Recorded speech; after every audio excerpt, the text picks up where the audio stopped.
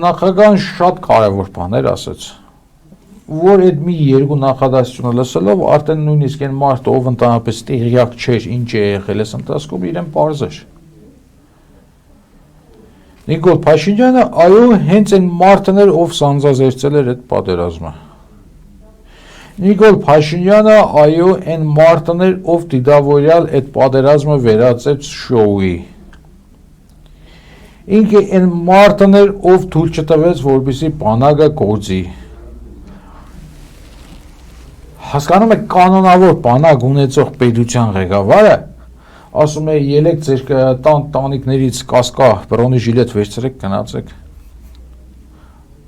Չի լինում։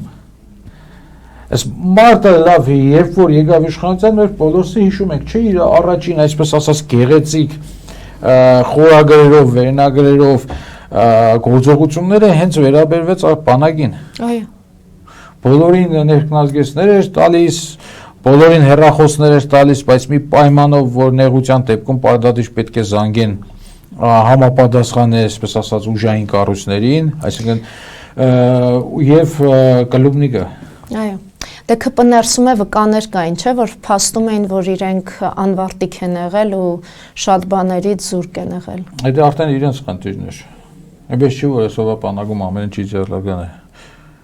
Ոչ միայն իդեալական չէ։ Ուղղակի